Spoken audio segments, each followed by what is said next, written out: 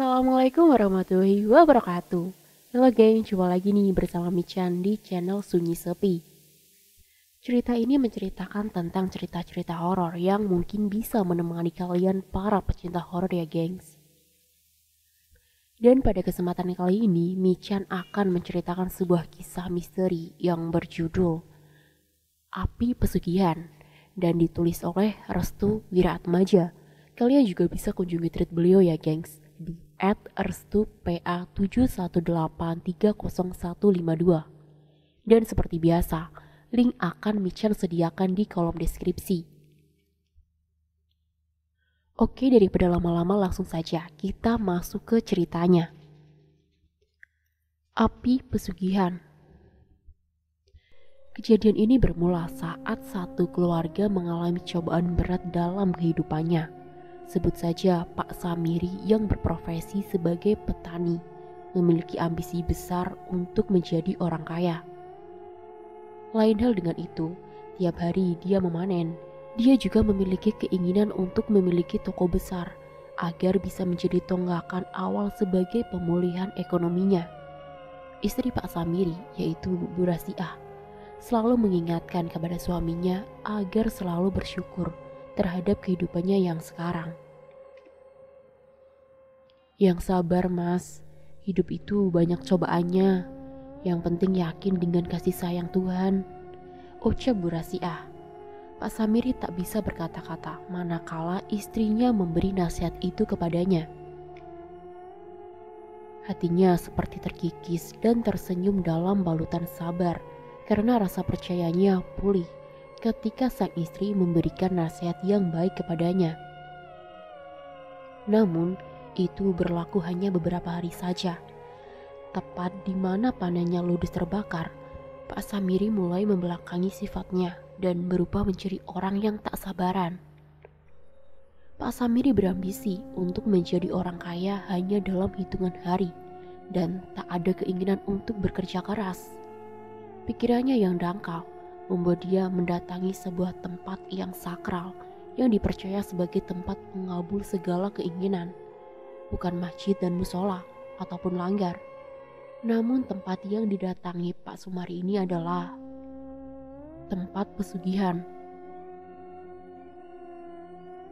Tepat di hari di mana dia merasa putus asa, Pak Samiri mengunjungi tempat sakral itu. Katanya, tempat ini bisa menjadikan orang jadi kaya, ucap Pak Samiri. Dalam tempat itu, dia mendapati beberapa hal keganjilan yang tak pernah ia temukan. Rumah gubuk tua dengan properti seadanya dan agak berkabut. Suasananya menjadikan tempat itu sangat menantang Samiri untuk menenggelami lebih jauh tentang rumor yang disebut dengan pesugihan. Samiri membuka pintu rumah itu yang penuh sawang. Tampak dari luar rumah itu tidak tertata rapi. Begitu masuk ke dalam, dia takjub melihat rumah itu penuh dengan sesajen dengan bermacam-macam bentuknya.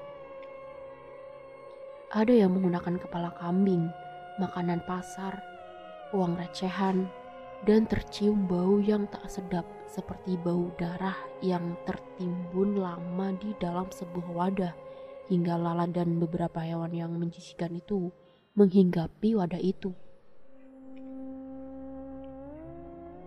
Apa benar ini rumah yang dikatakan orang-orang desa? Tapi, mengapa tempat ini sangat asing dan tak pernah tampak? Ucap Samiri. Dia mengelilingi satu persatu tempat yang berada di dalam rumah itu. Kamu mau kaya nak? Ucap suara nenek tua dari belakang tubuh Samiri. Samiri kaget mendapati nenek tua itu secara tiba-tiba berada di belakangnya. Kamu siapa? Tanya Samiri. Aku yang akan menjadi jembatan hidupmu, yang bisa membuatmu kaya, ucap nenek tua itu. Jadi, rumor tentang warga mengenai tempat ini sebagai pesugihan memang benar adanya? Tanya Samiri. Yang hatinya sudah gelap akan bisa melihat rumah ini. Hatimu sudah gelap nak, ucap nenek itu. Apa maksudnya, Nek? Tanya Samiri. Hatimu sudah kotor. Samiri menimpali perkataan nenek tua itu dengan menggertak. Aku bukan orang jahat, ucapnya dengan kesal. Kamu baru saja mengatakan pada dirimu bahwa kamu adalah orang jahat. Senyum nenek itu. Kamu mau kaya raya tanpa bekerja? Tanya nenek itu. Samiri terdiam, teringat sawahnya yang gagal panen dan terbakar hebat membuat hati Samiri terenyuh akan pernyataan nenek tua itu. Iya mbah, aku ingin kaya. Pulanglah, besok datang kemari di waktu petang. Usahakan jangan ada yang mengetahuimu. Akan kuberikan kekayaanmu itu tepat di mana kamu siap menjalankan tirakatnya, ucap nenek tua itu. Iya mbah. Samiri hanya bisa memandangi nenek tua aneh itu dengan wajah yang sedikit kesal.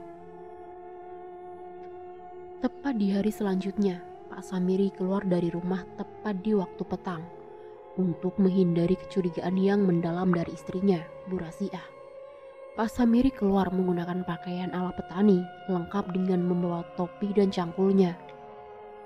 Pak Samiri yang begitu antusias dengan perjanjian dengan nenek misterius itu menjadikan dirinya berambisi besar untuk mendaur ulang perekonomian keluarganya. Pak Samiri menuju tempat yang katanya hanya orang-orang tertentu saja yang bisa menemukannya. Tempat itu bisa dilihat dan dimasuki oleh orang-orang yang memiliki hati peteng atau hati gelap. Tempat ini dulunya terkenal akan jalur pesugihan yang mudah. Selain tirakatnya tidak memberatkan, juga pencapaian untuk melakukan perjanjian antar keduanya sangat efektif. Artinya bagi siapa saja yang menghendaki dirinya untuk menjual tubuhnya dengan pesugihan, dia akan bisa melihat rumah itu. Dan tempat ini berada di salah satu kota di daerah Jawa Tengah. Bahkan isunya sudah terkenal di tahun 85-an. Pak Samiri memasuki rumah itu. Setelah didapatinya aman, dia langsung duduk. Sudah siap? Tanya nenek misterius itu yang tiba-tiba menghampirinya dari belakang. Iya mbah. Nenek misterius itu memasuki sebuah ruangan dan diikuti oleh Samiri. Duduk di situ, ucap nenek itu sambil menunjukkan letaknya yang berdekatan dengan sesajen orang-orang yang pernah mendatanginya. Yang namanya pesugihan itu ada tebusannya, ucap nenek tua itu. Berupa apa mbah? Tanya Samiri. Nyawa. Meminta nyawa. Nenek itu mengangguk sebagai jawaban yang tersirat akan pertanyaan Samiri. Jika kamu tidak mau, kamu bisa pulang ke rumah dan bekerja seperti biasanya. Tapi mengingat ladangmu telah terbakar, apakah kamu yakin bisa menjadi kaya raya? Goda nenek itu.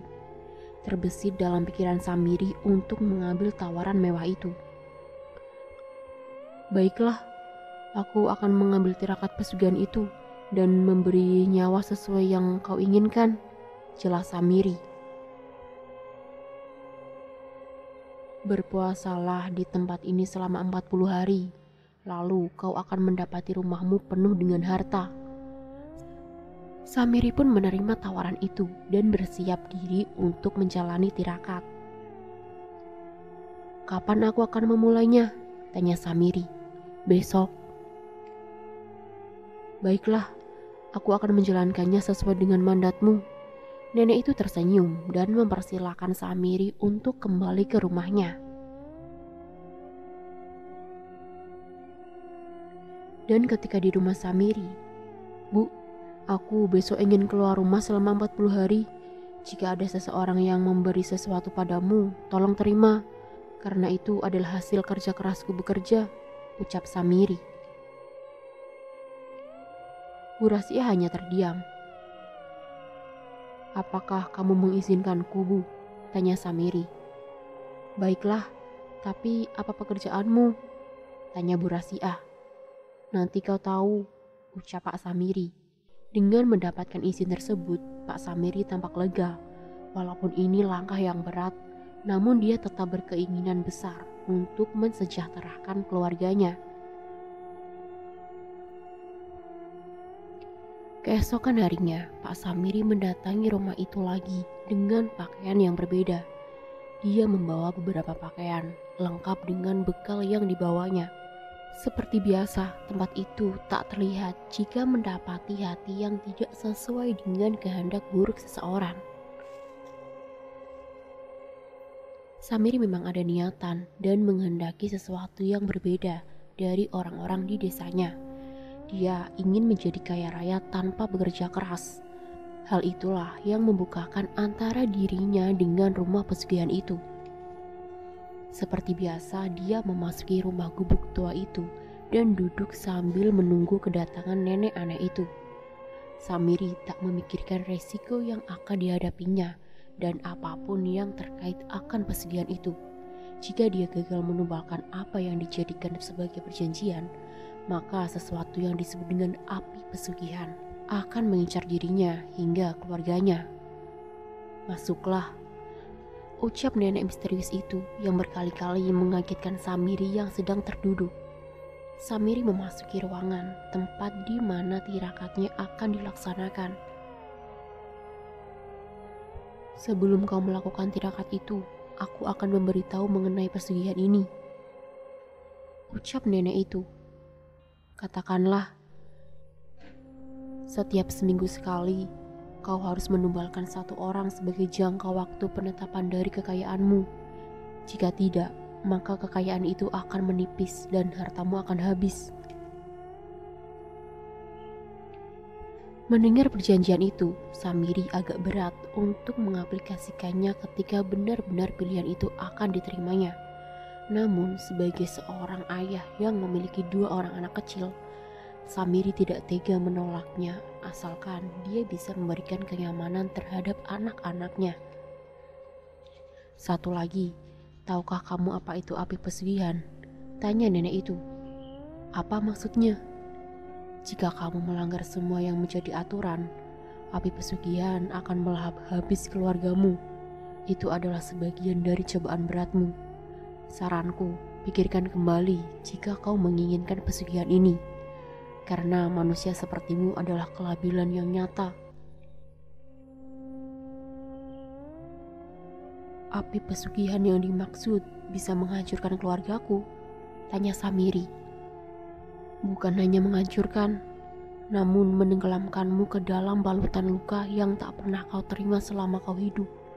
Maka dari itu, pesugihan bukanlah cara terbaik untuk menjadikanmu sebagai orang kaya. Samiri memahami itu. Langkahnya memang salah, jalannya memang tersesat, pilihannya memang terbilang sekarat. Namun di balik itu semua, dia menginginkan masa depan anak-anaknya selamat. Aku terima tawaran itu, jelas Samiri. Manusia memang egois dan serakah. Pilihanmu adalah masa depanmu. Kau tak tahu apa yang akan terjadi di masa depan. Namun dengan ini, masa depanmu telah kau genggam, baik kehancuran atau kejayaan. Itu adalah pilihan hidupmu, jelas nenek itu. Samiri pun ditinggalkan sendirian di ruangan itu. Jangan keluar sebelum kamu menyelesaikannya. Hartamu akan kukirim ketika kau benar-benar menyelesaikannya dengan baik. Itu adalah jawaban dari pilihanmu yang kau pilih, jelas nenek itu. Samiri pun menyetujui hal itu. Namun dengan alasan yang kuat dia memilih pilihan itu. Ini adalah sebuah tanggungan hidup yang berat baginya sebagai seorang penafkah materi terhadap keluarganya. Seorang ayah akan melakukan apapun terhadap keluarganya, walaupun jalan haram pun dia lalui.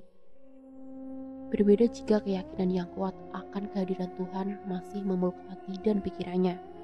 Mungkin bekerja sebagai pendaur ulang sampah pun akan dikerjakannya selama itu adalah uang halal. Selama berhari-hari, Samiri terdiam diri di ruangan itu sambil menahan rasa lapar dan hausnya. Sesekali dia melihat jendela rumah gubuk tua itu. Dia mendapati rotasi matahari dan bulan yang menerangi dan menggelapkan ruangan itu. Tangisnya pecah manakala dia mengingat kondisi anak-anaknya yang masih kecil dan istrinya yang menunggunya di rumah.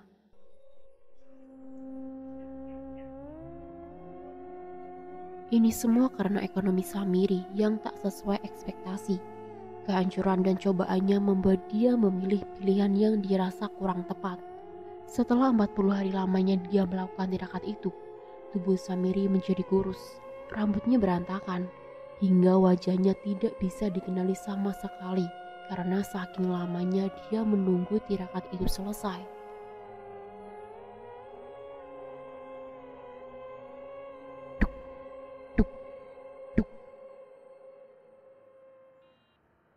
Ketukan pintu yang menandakan selesainya tirakat itu mulai bergema dan membangunkan Samiri yang terdiam sedari tadi dengan tubuh yang sangat lemas.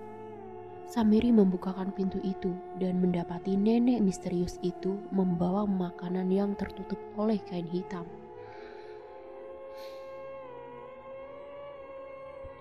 Makanlah, ini akan membuatmu bugar kembali dan menjadikan perut kurusmu terisi.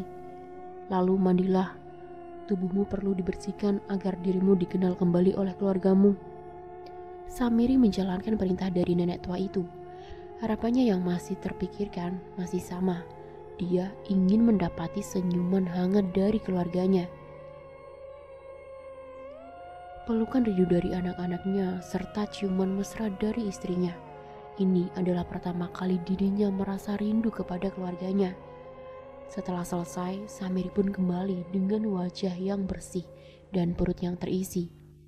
Aneh tapi nyata, setelah keluar dari rumah itu, dia seperti tampak bugar kembali, seperti awal dia mendatangi rumah itu. Tidak ada kecacaran dari wajah ataupun tubuhnya.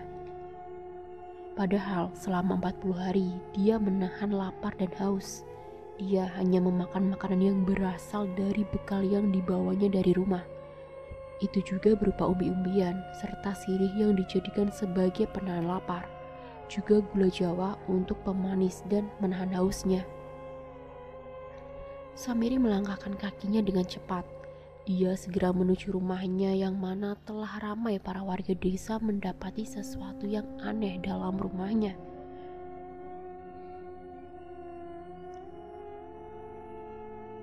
Tahu nggak, Rasiah jadi kaya raya, ucap salah satu warga yang terdengar oleh Samiri.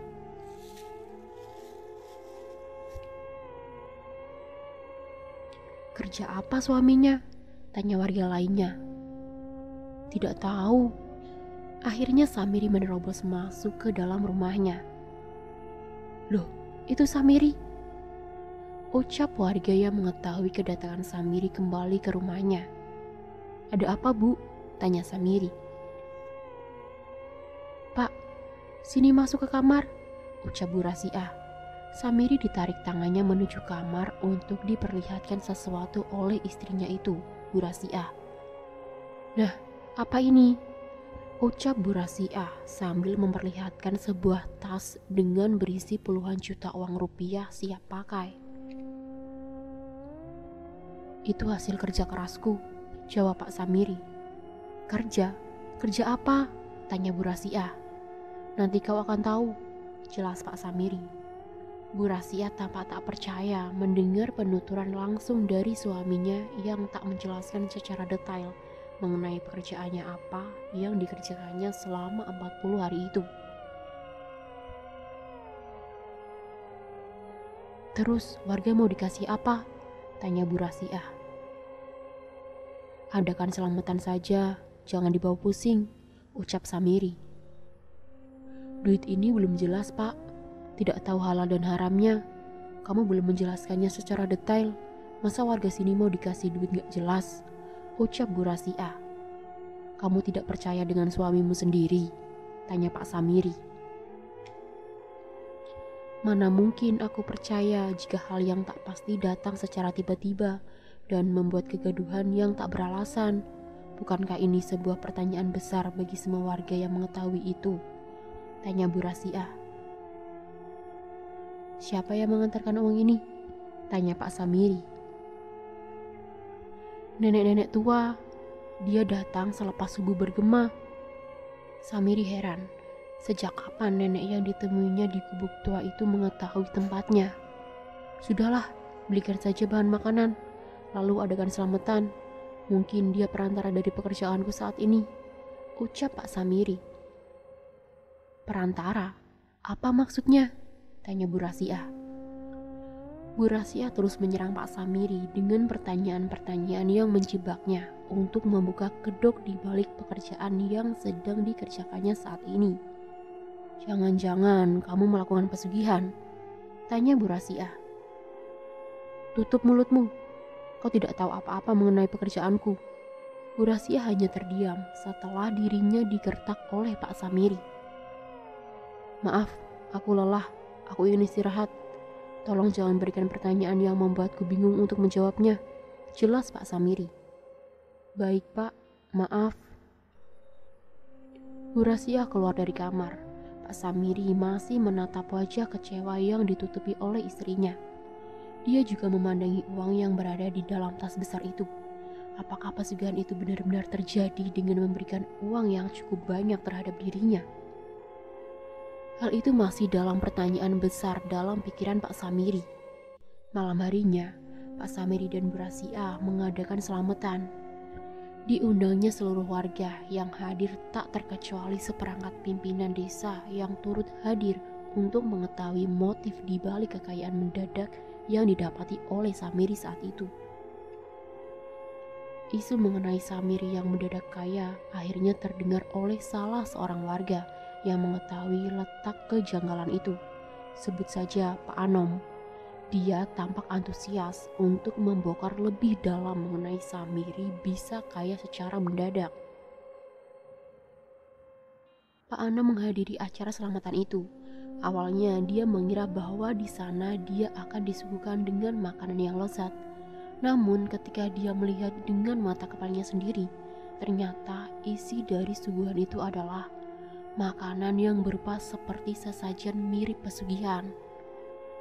Secara kacamata normal, makanan itu adalah berupa makanan selamatan seperti nasi tumpeng, ayam bakar, serta makanan lainnya. Namun ketika Pak Anom yang melihatnya, makanan itu berisi sesuguhan mirip makanan pesugihan. Pak Anom duduk di antara warga sambil memandangi gerak-gerik Pak Samiri yang sedang membagikan makanan itu. Pak Anom gak ikut makan? Tanya warga di sebelahnya. Gak Pak, saya hanya ikut duduk saja, jawab Pak Anom. Setelah acara selamatan itu selesai, para warga kembali ke rumahnya masing-masing. Tak ada sesuatu yang menjanggal di rumah Pak Samiri saat itu. Hanya saja, Pak Anom sedikit terpaku pada istri Pak Samiri, yaitu Bu Rasiah, yang menampakkan wajah yang sedih. Didekatinya lah Bu Rasiah yang sedang berada di depan rumah. Ada apa Bu? Tanya Pak Anom. Gak apa-apa Pak, aku sedang tidak enak badan saja. Mungkin aku kelelahan, jelas Bu Rasiah. Bagaimana bisa? Padahal hanya membagi-bagikan makanan saja, jelas Pak Anom. Aku rasa ada sesuatu yang menjanggal dalam diri suamiku mengenai kekayaan mendadak ini. Dia tak mau menjelaskan secara rinci mengenai pekerjaannya, ucap Bu Rasiah. Kemana dia pergi hendak bekerja Bu? Tanya Pak Anom. Dia tidak memberi jawaban Pak, ucap Bu Rasiah. Pak Anom heran mengapa istri Pak Samiri tidak mengetahui pekerjaan suaminya. Apalagi yang mengganjal dari diri suamimu? Tanya Pak Anom. Dia berbeda. Tubuhnya tampak lebih segar dari biasanya. Lalu ada seorang nenek-nenek tua datang kemari sambil membawakan tas berisi uang. Apakah kamu mengenal nenek itu? Tanya Pak Anom. Sama sekali tidak Pak. Dia tampak asing. Hanya menggunakan tapih dan kebaya zaman dulu. Rambutnya berwarna putih beruban. Dia hanya tersenyum kepadaku, jelas Bu Rasiah. Lalu, bagaimana rasanya mendapati hal itu dalam dirimu sendiri? Tanya Pak Anom. Rasanya baru pertama kali suamiku ini bertingkah aneh. Dia tampak berambisi menjadi kaya raya dan tak peduli apapun pekerjaannya, jelas Bu Rasiah. Coba nanti malam kamu cek ke kamarnya. Mengapa Pak? Tanya Bu Rasiah. Mungkin ada sesuatu yang disembunyikan oleh suamimu padamu. Entah berupa rahasia khusus atau rahasia di balik kekayaan ini. Namun jangan kau bocorkan rahasia itu dulu. Aku juga sedang meneliti lebih dalam mengenai kekayaan mendadak ini.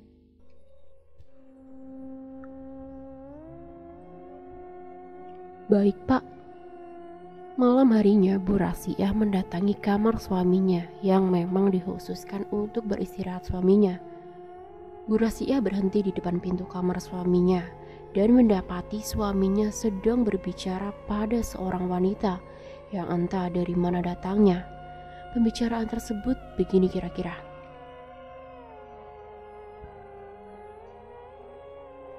Apa kamu sudah siap untuk mengambil seluruh wadah yang telah kau sepakati itu? Tanya wanita itu. Sudah, esok hari.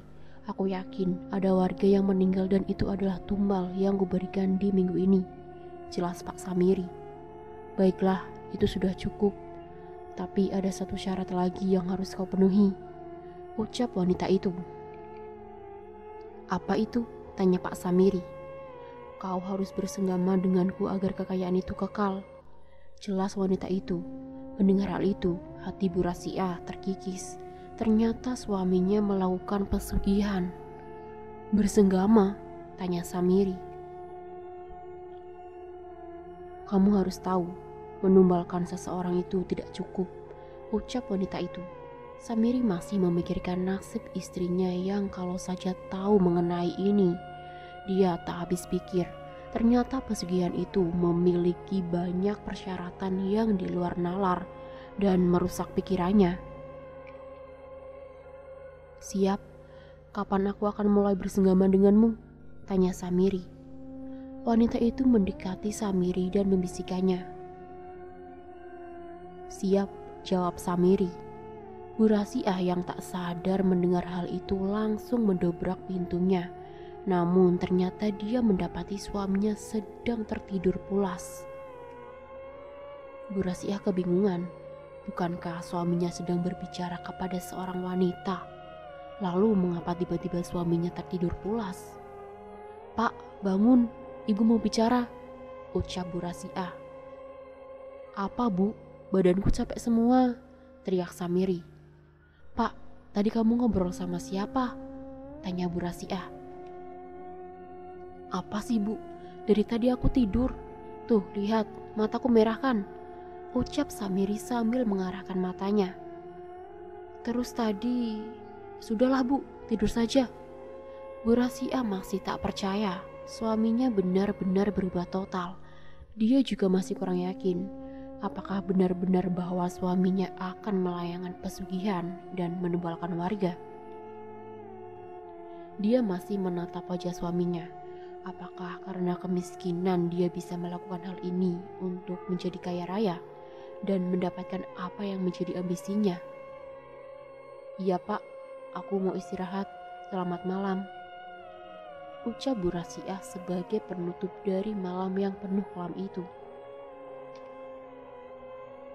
Esok harinya, Bu Rasiah langsung melaporkan kejadian ini kepada Pak Anom. Dia sengaja melaporkannya secara sembunyi-sembunyi agar menjadi rahasia umum antara dirinya serta keluarganya. Kau pernah mendengar tentang pesugihan ular? Jika telah menyepakati pesugihan itu, si pelaku harus bersenggama dengan siluman ular itu.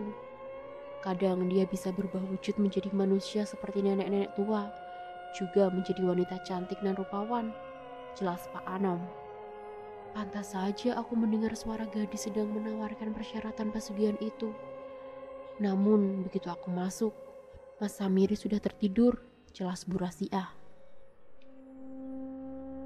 Dia itu tidak tidur, jawab Pak Anom.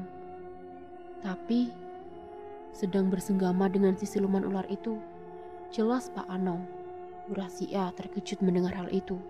Pantas saja suaminya tampak lelah dan berkeringat seperti telah menyelesaikan hubungan intim. "Lalu apa yang akan saya lakukan, Pak?" tanya Bu Rasiah. "Korbannya warga sini kan? Pasti dia sedang mengincar salah seorang warga," jelas Pak Anom. "Bagaimana Bapak tahu?" tanya Bu Rasiah. "Ini hanya pikiranku saja. Setelah mendapati paparan informasimu itu, aku berpikir bahwa selamatan yang diadakan kemarin merupakan jebakan semata," jelas Pak Anom. "Maksudnya?" tanya Bu Rasiah. "Makanan itu memang sudah diperuntukkan sebagai tumbal bagi siapa saja yang memakannya," jelas Pak Anom. "Berarti seluruh warga sini?" tanya Bu Rasiah. "Kita harus secepatnya mencegah itu," ucap Pak Anom. "Bagaimana caranya, Pak?" tanya Bu Rasiah. "Perhatikan baik-baik. Beritahu warga bahwa sehabis maghrib untuk menaburkan garam di depan dan belakang rumahnya. Itu cara terbaik agar si siluman ular itu tidak masuk ke dalam rumah dan melilit korbannya," ucap Pak Anom. "Siap, Pak," ucap Bu Rasiah. Selepas itu, Bu Rasiah kembali ke rumahnya. Namun betapa terkejutnya dia mendapati tetangga sebelahnya sangat ramai akan orang-orang.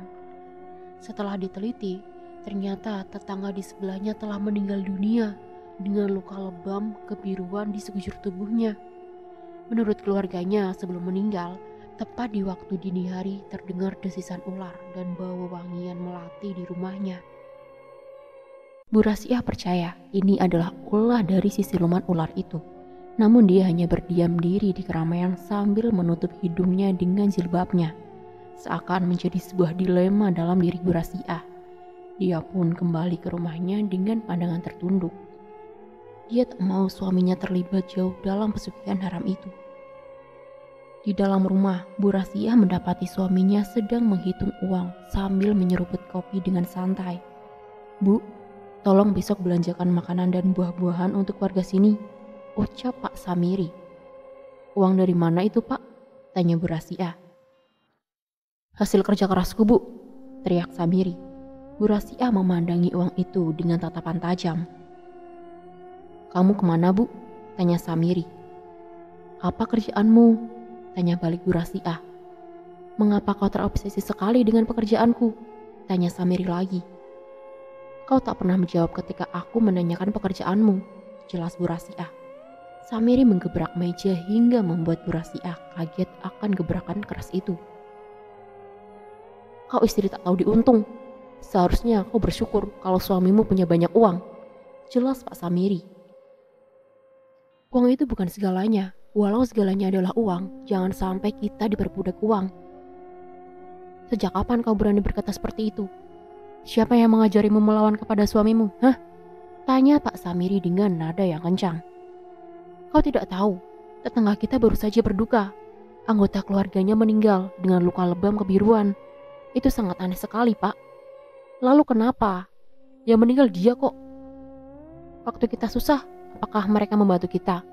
Apakah mereka memberi makanan kepada kita? Tidak, tidak sama sekali. Mereka hanya menghujat, mencaci, memaki, dan menjatuhkan keluarga kita," teriak Pak Samiri. "Hidup itu tidak boleh bergantungan. Kita serahkan nasib dan kehidupan kita kepada Tuhan. Tetangga hanyalah perantara. Jangan jadikan omongan itu sebagai hal perusak hubungan kita dengan tetangga-tetangga kita," jelas Bu Rasiah. "Terserahmu sajalah, Bu. Aku capek menghadapimu." Mendengar paparan dari istrinya, Samiri meyakini bahwa tumbal pertamanya sudah berjalan. Dia memasuki kamarnya untuk membuka kasur yang dijadikan sebagai tempat munculnya uang pesugihan itu. "Benar-benar ajaib. Pesugihan ini memang nyata," ucapnya dengan wajah sumringah. Tapi bagaimana dia tahu bahwa uang ini adalah uang haram? Apakah ada orang yang memberikan bocoran rahasia mengenai ini? Tanya Samiri dalam hati. Lain hal dengan itu, Bu Rasiah makin penasaran dengan tingkah suaminya yang benar-benar sudah gelap hatinya. Dia bahkan tak peduli akan kematian tetangganya yang aneh itu. Malam harinya, Pak Samiri tidak keluar rumah sama sekali. Dirinya benar-benar merasa ada kejanggalan dengan tingkah istrinya. Bu Rasiah sedari tadi berada di dapur untuk membuatkan kopi untuk suaminya. Dia lupa bahwa hari ini harus memberitahu kepada warga untuk menaburkan garam di depan serta belakang rumah masing-masing. Namun, begitu dia selesai membuatkan kopi, telinganya menangkap suara desisan ular dari arah belakang rumahnya. Suaranya tampak jelas dan membuat hatinya menjadi takut akan bahaya yang mengintai di balik keluarganya. Dia pun mengambil sapu untuk berjaga-jaga manakala ular itu muncul tepat di hadapan pintunya. Ketika Bu Rasiah membuka pintu belakang, alangkah terkejutnya dia mendapati ular dengan ukuran yang tak biasa sedang mengangkat kepalanya. Astagfirullah, teriak Bu Rasiah sambil memukuli ular itu. Dengan sergap, ular itu menghindar serangan dari Bu Rasiah dan berhasil kabur ke semak-semak belakang rumahnya. Jangan-jangan malam ini siluman ular itu ingin mengajak bersenggama dengan suamiku lagi, ucap Bu Rasiah. Bu Rasiah tipe orang yang memiliki prasangka kuat. Baginya, perasaan adalah segalanya. Kemunculan ular aneh itu membuat Bu Rasiah semakin yakin bahwa kematian tetangganya adalah akibat dari tumbal yang suaminya lakukan. Sejak saat itu, Bu Rasiah selalu mengawasi gerak-gerik yang dilakukan oleh suaminya, entah ketika berada di dalam rumah ataupun di luar rumah. Baginya, sesuatu yang tak tampak oleh kasat mata merupakan sebuah ancaman menakutkan yang suatu saat bisa menyerang keluarganya sendiri. Hal ini berlangsung hingga berhari-hari. Artinya, setiap harinya di desa itu memakan satu korban dengan kematian yang begitu mencurigakan. Sekujur tubuhnya berwarna biru lebam, seperti bekas lilitan ular yang melilit dengan waktu yang agak lama. Lalu yang anehnya, malam sebelum kematian si korban, anggota keluarga lainnya mendengar desisan ular di sekitaran rumahnya. Lain hal dengan keluarga Samiri dan Bu Rasiah. Perekonomiannya semakin hari semakin membaik. Hal ini membuat para warga menjadi curiga. Mereka mengira bahwa Samiri menggunakan pesugihan untuk memperkaya diri. Bu Rasiah memiliki dua anak yang masih kecil. Yang satu bernama Dodo dan yang satunya lagi bernama Didi. Jarak antara mereka hanya terpaut beberapa jam. Keduanya kembar dan sangat menurut terhadap ibunya. Si Dodo memiliki kebiasaan yang sangat aneh. Dia selalu bersembunyi di bawah tempat tidur jika ada sesuatu yang membahayakan. Sedangkan Didi, dia pun sama. Hanya saja Didi lebih suka bersembunyi di kamar ayahnya, yaitu Pak Samiri. Suatu hari ketika Bu Rasiah sedang menemui Pak Anom untuk membahas sesuatu mengenai kemunculan ular aneh itu, Didi mendapati sedang bersembunyi di lemari ayahnya. Sedangkan Dodo, dia bersembunyi di bawah ranjang kamar tidur ayahnya. Padahal hari itu juga Pak Samiri sedang melakukan tirakat dengan bersenggama bersama si siluman ular itu. Dodo dan Didi tahu bahwasanya ada seseorang yang mendatangi rumahnya dengan wajah penuh sisik dan lidah yang selalu mendesiskan suara. Hanya saja mereka tak berani mengungkapkannya. Barulah saat ayahnya sedang melakukan senggama, Didi melihat dengan mata kepalanya sendiri bahwa ayahnya sedang menciumi bahkan memeluk seekor ular besar yang bersamaan dengan itu ekornya secara perlahan melilit tubuh ayahnya. Didi menutup mulutnya dengan kedua tangannya. Entah apa yang dilihatnya, tampaknya ayahnya agak kurang waras karena sedang memeluk dan menciumi ular di atas ranjang. Setelah Pak Samiri telah usai bersenggama dengan ular itu, tiba-tiba ular itu menghilang entah kemana. Saat yang bersamaan, ketika Pak Samiri sedang memakai baju, Didi keluar dari lemarinya. "Ayah lagi ngapain?" tanya Didi. Pak Samiri yang melihat kemunculan anaknya secara tiba-tiba langsung kaget saat dirinya sedang menggunakan baju. Karena mendengar suara Didi, Dodo pun keluar dari bawah ranjang tempat tidur. Hal ini membuat Samiri khawatir kalau saja kedua anaknya memberitahu kepada istrinya, Bu Rasiah. "Ayah, kenapa ciumin ular?" tanya Didi dengan polosnya. "Oh, itu bukan kok," ucap Samiri. Tadi Didi lihat kok.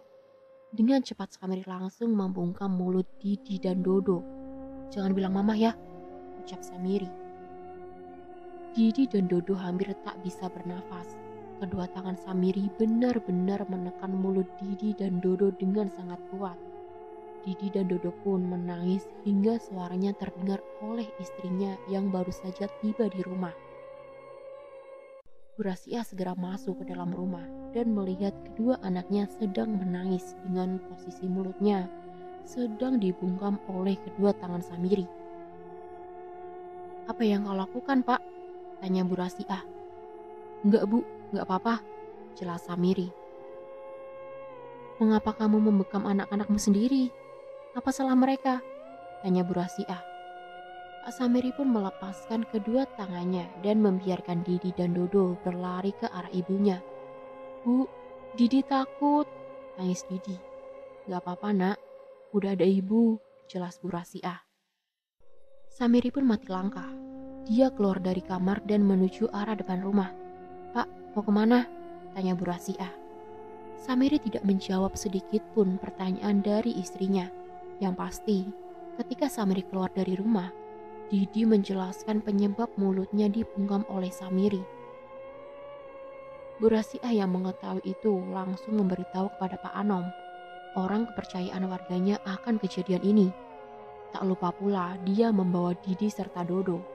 Setelah menemui Pak Anom, Bu Rasia menjelaskan kejadian tak terduga yang menimpa dirinya. Bu Rasia menjelaskan bahwa suaminya kepergok bersenggama dengan seekor ular besar yang dipercaya adalah siluman ular sebagai bentuk pesugihannya. Akhirnya Pak Anom pun menuju ke suatu tempat di mana tempat itu dipercaya sebagai awal dari pertemuan Samiri dengan si siluman ular itu. Dengan bantuan warga, Pak Anom dan Bu Rasia mencari Samiri. Entah bagaimana ceritanya, Pak Anom berhenti di suatu tempat yang dipercaya sebagai pintu dari rumah gubuk tua itu. Pak Anom mengarahkan kepada Bu Rasia dan para warga untuk mundur menjauh darinya. Usut demi usut, ternyata Pak Samiri dibawa menuju ke kerajaan siluman ular karena rasa malunya terhadap istri serta para warga. Pak Anom pun memberitahu kebenaran yang ada bahwa suaminya takkan pernah bisa kembali lagi ke dunia nyata karena telah menjadi bagian dari kerajaan siluman ular tersebut. Bersamaan dengan itu, rumah dari Bu Rasia terbakar hebat dan menghanguskan seluruh harta hasil pesugihan yang ada di rumahnya. Bu Rasia hanya pasrah serta bersyukur karena dirinya serta kedua anaknya masih bisa selamat dari petaka pesugihan yang dilakukan oleh suaminya. Dan selesai. Sekian dan itulah akhir dari cerita yang berjudul Api Pesugihan. Di sini Michan cuma mau berpesan ya gengs kepada kalian, dalam kondisi apapun jangan meluruhkan iman, jangan tinggalkan keyakinan, percayalah Tuhan ada dalam kondisi apapun. Terima kasih Michan ucapkan kepada kalian yang sudah menonton video ini, dan tunggu cerita kami selanjutnya ya gengs. Dan jangan lupa like, share, dan komen ya gengs untuk perkembangan channel ini. Dan jangan lupa juga nih coret-coret di kolom komentar ya apabila ada kata ataupun kalimat yang kurang tepat. Dan jika dalam cerita ini terdapat nama, tokoh, dan tempat yang sama, itu hanya kebetulan semata ya gengs. Sekian, wassalamualaikum warahmatullahi wabarakatuh.